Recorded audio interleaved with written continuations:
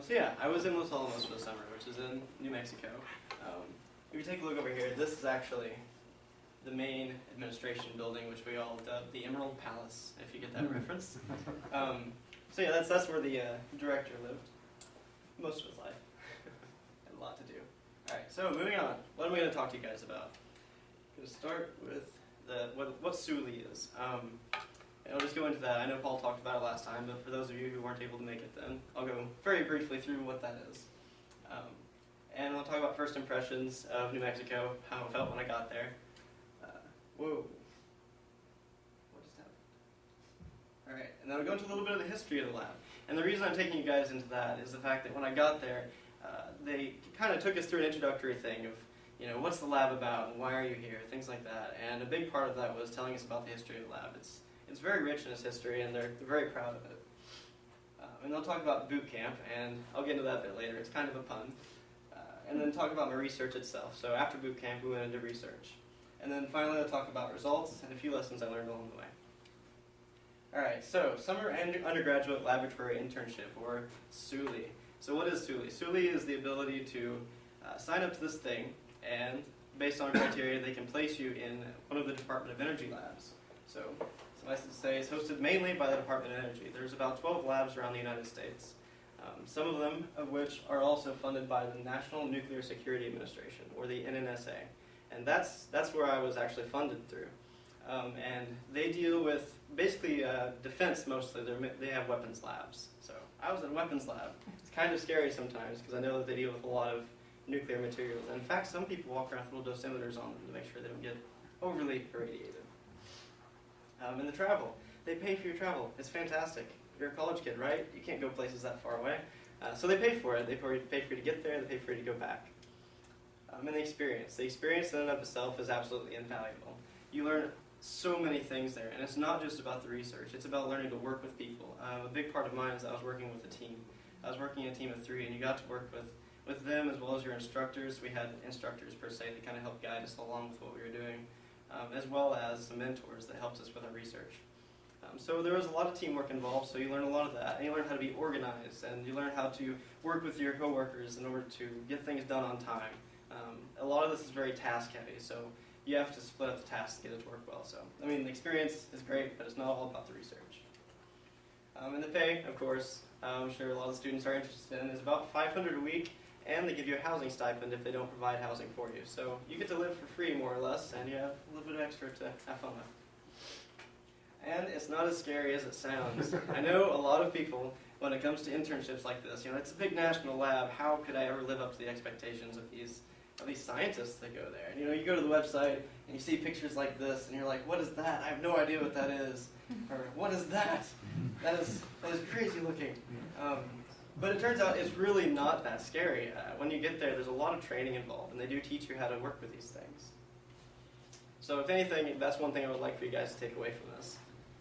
All right, so I get to New Mexico, and I start seeing buildings like this. I'm like, I'm not sure I'm in the United States anymore. But they're like this everywhere. Modern buildings, even the Walmart and the McDonald's, were these buildings made out of what I thought looked like mud. So I asked my cab driver, because he was taking me to the lab. And I'm like, why does everything look like this? He says, well, it's actually a city ordinance of Santa Fe that all the buildings be made out of adobe, and that's to preserve their culture there. It turns out that Santa Fe is a very culturally rich area. They have a lot of museums there, and a lot of art exhibits and things like that. And as soon as the sun goes down, Santa Fe lights up. It's a very beautiful town. I wish I had more time to spend there. Oh, and I would like to note that this is the airport there. This is the first time that I've landed in an airport where I did not get out onto a massive terminal. This is the entire airport. The next thing I noticed was the fact that there were mountains everywhere, not something you get to see around here. Normally you see treetops here, and I got to see mountains there. I'd wake up in the morning and walk outside and be like, whoa, where did those come from? And then the next thing I noticed about the mountains is that they were all on fire. There was one morning I woke up and I looked outside, and the sky was gray and kind of fiery looking. And I looked around me and there was ash falling on the ground everywhere. And I'm like, whoa, did I just walk into the next iteration of Rain of Fire? It was kind of scary. So, moving on from that. Los Alamos' history. So many of you may know that Los Alamos was the origin of nuclear bombs. Not necessarily the origin, but it was the first time that they were tested and used. So, miss World War II. Wars raging over in Europe, and over here we're trying to figure out what to do about it. And then along comes Einstein. Einstein says to President Roosevelt, we have a problem. It turns out Germany is most likely starting to start research on nuclear bombs. This could be a big problem. So we start looking for a place to put a new lab, because we need a lab for this research, but there isn't one that's good enough, because we need a place that's secluded. We need a place that has water and electricity, so it's not an avenue for attack. People couldn't get to it quickly.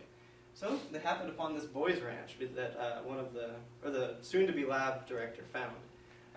And this boys' ranch was this thing out in Los Alamos, New Mexico, where they could send kids that were from privileged families that had maybe gotten sick because of industrial conditions in bigger cities, and they would get better because the air is extremely clean in these mountains. It was basically like a school system, as well as they taught you how to be a man type thing, as a Boy Scout almost retreat. So they went there, and they said, this is ours now. We're going to put a lab here. Didn't actually compensate the homesteaders or the other people that were there. It was kind of eminent domain. So anyway, Los Alamos Project Main Gate. This is what happened. They put that there. And then Los Alamos, along with Oak Ridge National Laboratory, which is where Paul, correct? No. Oh, well, this was, I'm pretty sure, one of the labs that provided the nuclear material for Los Alamos. So with that nuclear material, they finally devised a way to make the bombs. And the bombs were scary things. They came up with the fat man and the little boy. And scientists do creative things. As in the way I like to put it is that Los Alamos likes to find creative ways to make things fall apart. And they did this. And the first bomb, basically they would take fissionable material, they would compress it, and once compressed too far, it would compress and then explode. So a chain nuclear reaction.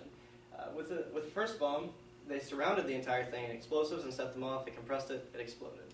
The second bomb, kind of ingenious idea, is they created a gun in the middle of it, and they shot a piece of this fissionable material down the barrel, it hits the end, and that one exploded.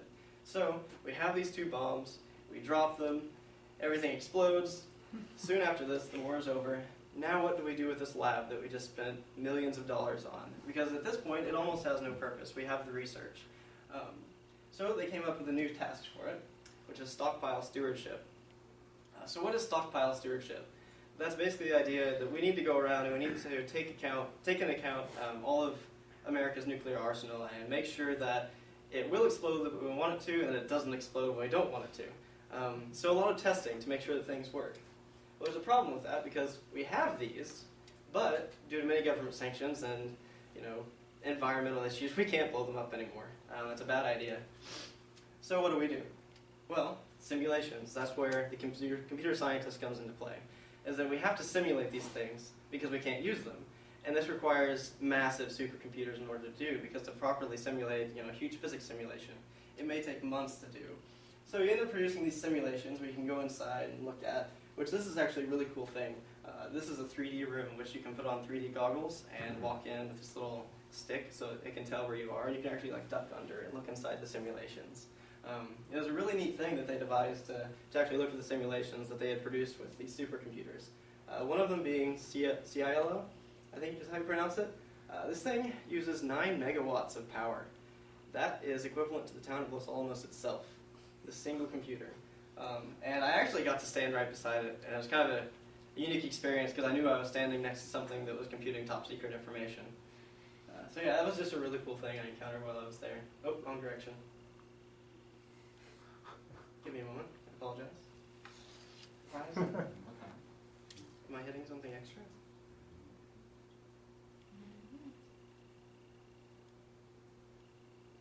Okay.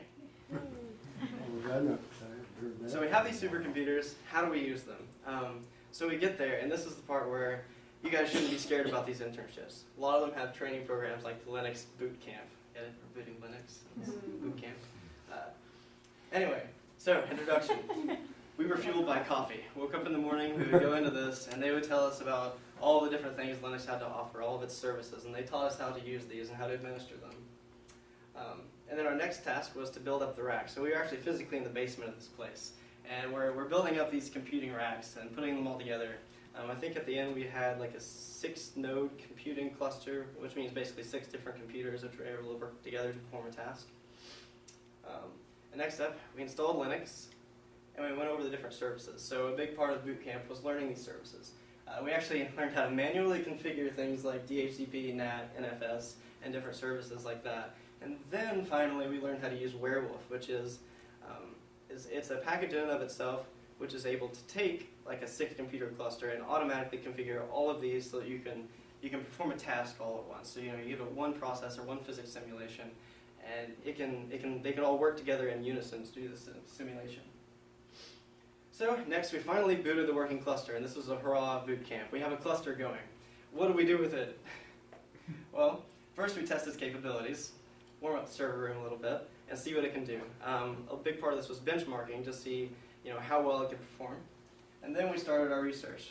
My research was with OpenStack. It's a cloud computing software. So what does cloud computing mean? A lot of people think of, oh no, not again. Okay. So what is this cloud computing thing? A lot of people immediately think of things like Dropbox and Google Drive. It's the cloud. Put it in the cloud. You'll have it everywhere, all at once. But this is only one part of cloud computing. This is the part of storage. This is the part of taking something and putting it somewhere, and then it's a hard drive somewhere in space, and it can connect down, and you get your stuff wherever you want it. So I like to compare cloud computing to renting a house. You don't have the time or money to build a house, and when you're done with the house, what are you going to do with it? So we let somebody else do that because somebody else has the time and money to do this. So one that we don't usually think of is Amazon and Rackspace. Amazon in particular has cloud computing services.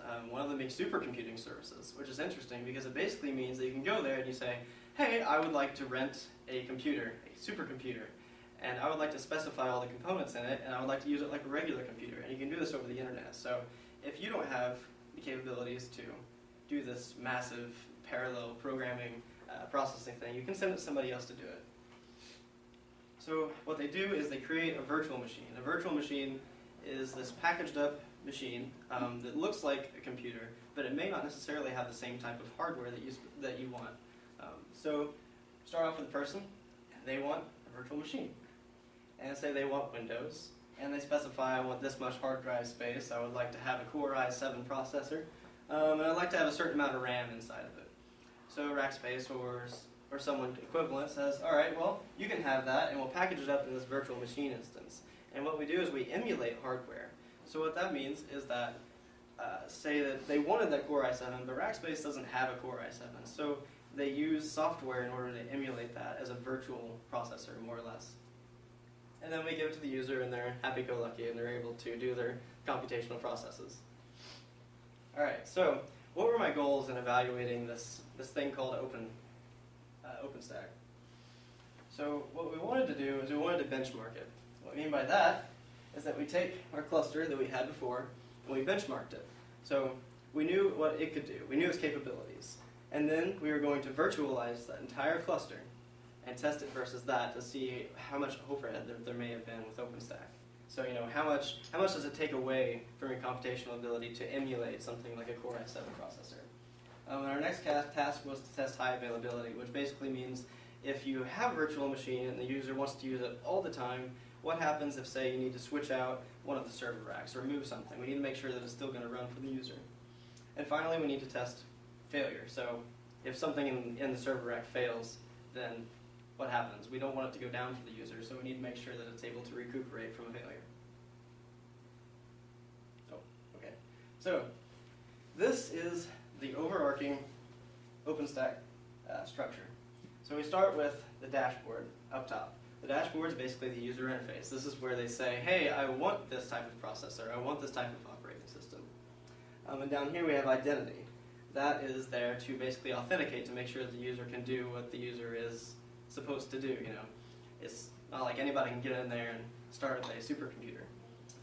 And starting from left to right, block storage, this sender block storage, allows us to allocate the hard drives to that virtual machine.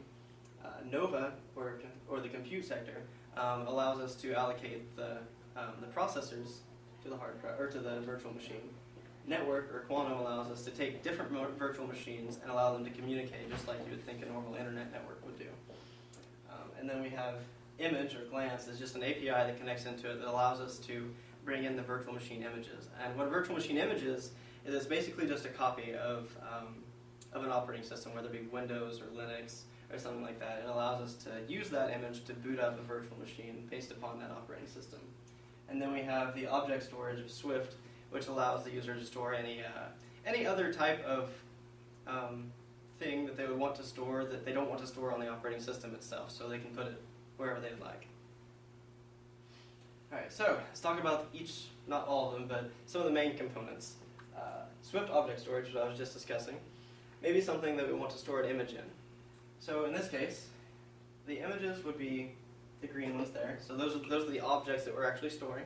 And above that we have a container server. And what a container server does is it keeps track of all these different objects that you've stored. So it will catalog them, and it will keep usage statistics on them, as well as how much space they're taking up. And finally, we have the account server on top of that, and what it does is it just keeps track of all the container servers. So it's like, hey, container servers, how many of you are there, and what are your usage statistics? And they interface with the proxy. The proxy is just there to act as a go-between in between the user interface and the account server. So a user says that they want something done, and then the account server takes care of it, but the proxy tells them to do that. So any sort of storage service requires us to have some sort of redundancy. Otherwise, what if a hard drive fails and we lose all of our data? It's a terrible thing. So object storage in this case uses zone replication, and what that means is we take what you stored and we replicate it across different zones. And this could be different hard drives, it could be different servers, and it could be in completely different parts of the United States, so long as we replicate it somewhere. And then, once we've done that, we let an auditor go through. And the auditor takes note of Zone 1, Zone 2, and Zone 3, and it says, hey, Zone 1, are you okay? Zone 2, are you okay? Zone 3, whoa, we have a problem here. And it looks at Zone 1 and Zone 2, and it uses that to duplicate its information over to Zone 3 in order to fix it. Alright, so the Cinder block storage service. The Cinder block storage service is there to provide additional volumes to our virtual machines. So if a user says, hey, I need an extra hard drive on my operating system, this is what does it for us. So say we have a virtual machine here, and it connects into Cinder block storage and says, hey, I would like this hard drive right here. And it goes to use it, and it connects in, and it goes in completely unformatted, so the operating system can choose how to format it. It can do what you would like with it. So say then the user says, you know what, I don't want this operating system, this virtual machine anymore, but I would like to use it again later. So what we can do, because this isn't directly tied in to the virtual machine, we can disconnect it, much like a USB or flash drive, and then we can make a copy of the virtual machine and send it over to Swift Object Storage. That way, if we want to use that operating system again later, we can, and we can plug this block storage sector back into a different virtual machine. Alright, the Nova Compute Services. This is when we start tying everything together, because Nova is there mainly to allocate resources from the stack itself, from the physical stack. So it may pull an image from the Swift Object Storage Service, and it may start pulling sectors and, not sectors, but hard drives or other volumes from the block storage service. And then it will allocate RAM and CPU from the compute nodes. So you've got this big server rack, and it's got a bunch of processors and a bunch of RAM in it, and it says, all right, we need X amount of RAM and processor. And it'll allocate that toward a virtual machine, and then finally it'll begin the networking or quantum. So it connects that in, and the next thing you know, you're able to take this virtual machine and use it and communicate with all the other virtual machines to make a virtual cluster. So let's go through the life of an instance real quick. So an instance is when you take one of those images, a virtual machine image, and turn it into something live, something that's working. So say we have a happy little server admin over here, and he says, I want to use this image. It goes into the Glance API. So it goes through the Glance API, it gets stored in object storage, and then he's able to use it. So he says, okay, I want to use it now, and it gets pulled up through the Glance API, and it goes into Compute. And Compute allocates all the resources. And here's where things get a little bit interesting, because we have the storage services over here. We can see hard drive A, B, and C. Hard drive A is there, and it stores the original image. It stores the original operating system without changes.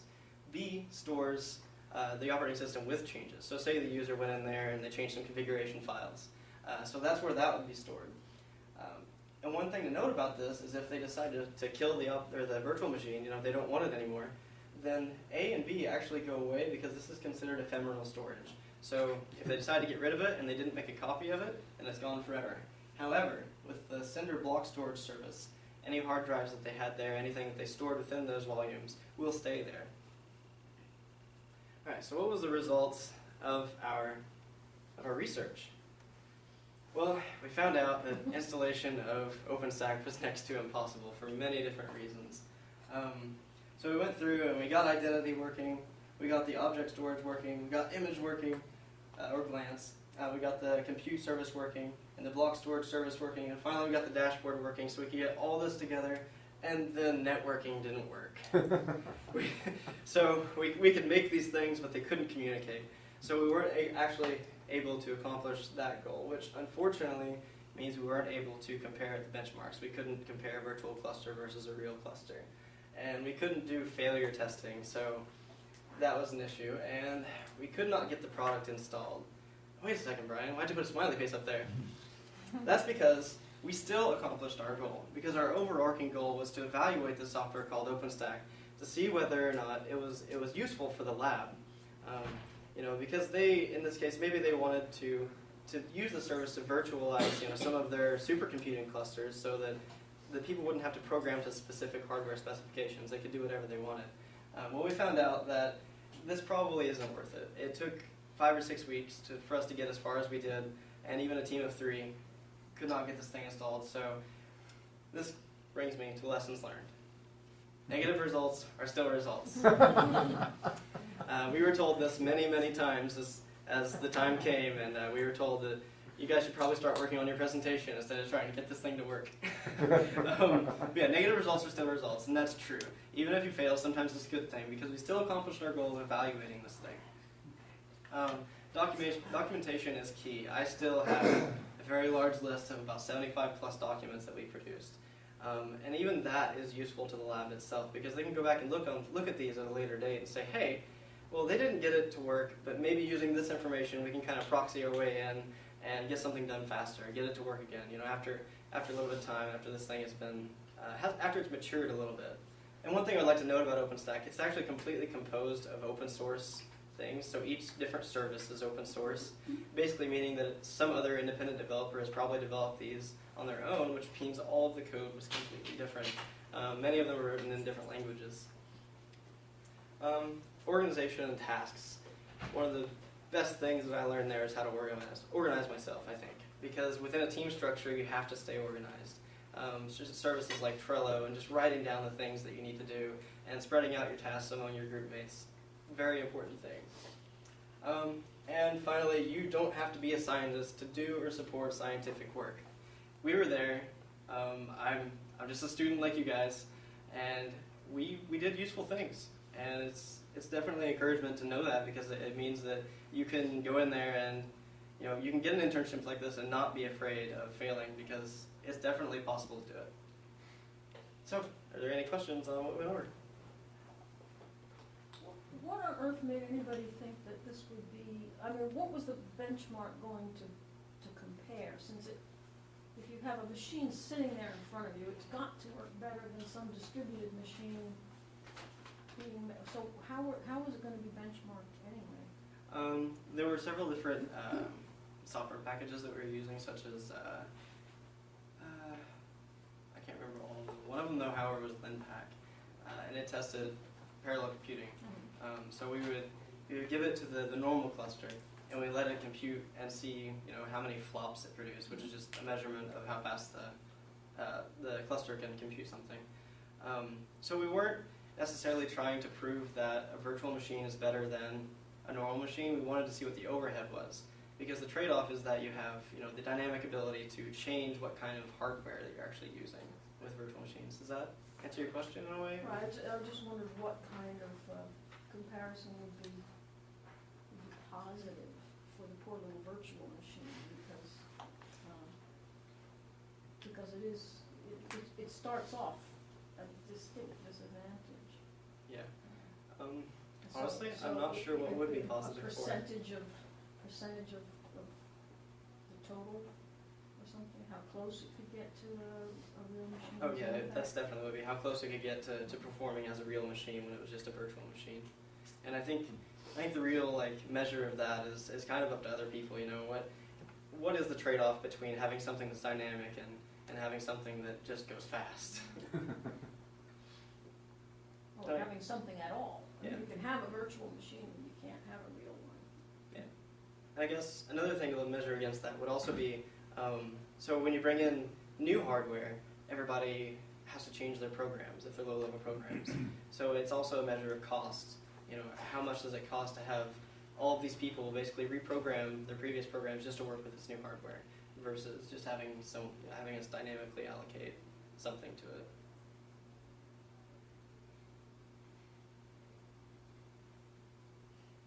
So what did you do during your free time? A lot of hiking. Yeah, you guys saw the mountains there, and at the time where they weren't filled with smoke, we did a lot of hiking. And it was a lot of fun. I actually went whitewater rafting on the Rio Grande, which was also fun. Wear sunblock. It hurt. Up at high altitude, turns out the sun hits you a lot harder. Oh yeah. There was that. That was about it. It was a lot of hiking. It was a lot of fun. Are you still in touch with any of the people you met there? A few. Our main instructor, Dave Gardner, still in touch with him, and a few of my teammates as well. Well, one of them.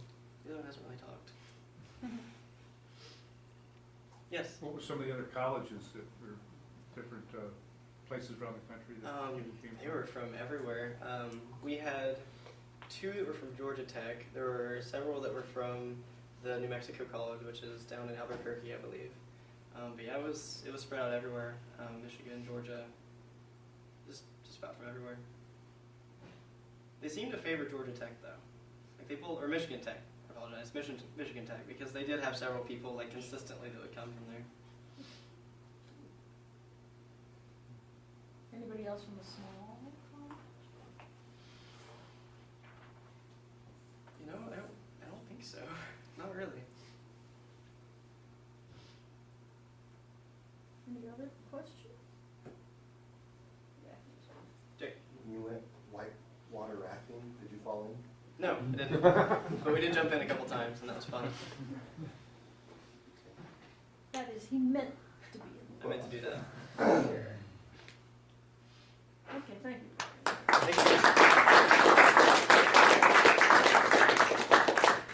All right, well, I think we're going to have 2 more tech talks this semester. The next one's going to be Dr. Coogan on March 18th.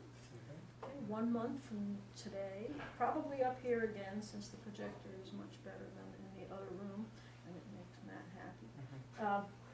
And then I believe that Haley Bodiford's going to do another a presentation, but I don't know the date yet. She also had a research experience over the summer, and we'll get her to talk about hers. So thank you all for coming, and don't slip and slide.